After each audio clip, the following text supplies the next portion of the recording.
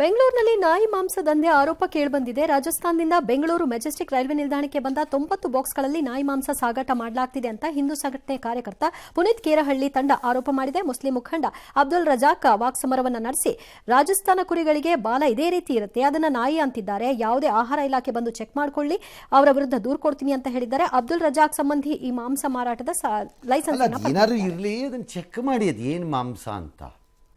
Number 1. Number 2, ಈ ರೀತಿ ಮಾಂಸವನ್ನು ಸಾಗಿಸಲು ಇರುವ ನಿಯಮಾವಳಿಗಳ ಪಾಲನೆ ಆಗ್ತಾ ಇದೆಯಾ ನೋಡಿ.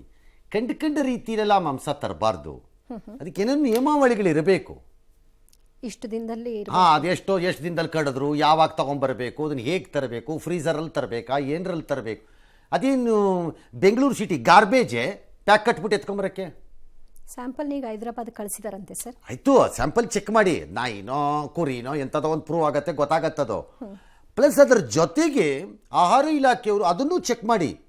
ಸಂಬಡಿ ಕೆನಾಟ್ ಟ್ರಾನ್ಸ್ಪೋರ್ಟ್, ಅದು ಯಾವ ಮಾಂಸನಾರು ಹಾಕ್ಕೊಳ್ಳಿ, ಬಾಕ್ಸ್ಗಳಲ್ಲಿ ತುಂಬಿಕೊಂಡು ಬಾಯಿ ಬಂದಂಗೆ ಬಾಕ್ಸಲ್ಲಿ ತುಂಬ, ಅದಕ್ಕೆ ಏನಾದ್ರು ನಿಯಮಾವಳಿಗಳು ಇದೆಯೋ ಹೇಗೆ ತರಬೇಕು. ಮತ್ತೆ ಅದು ಯಾರಾದರೂ ಹಾಕ್ಕೊಳ್ಳಿ, ತಿನ್ನೋರು ತಿಂತಾರೆ, ಇಲ್ಲಿದ್ದವ್ರು ಇಲ್ಲ, ಅದು ಅವ್ರ ಇಷ್ಟ.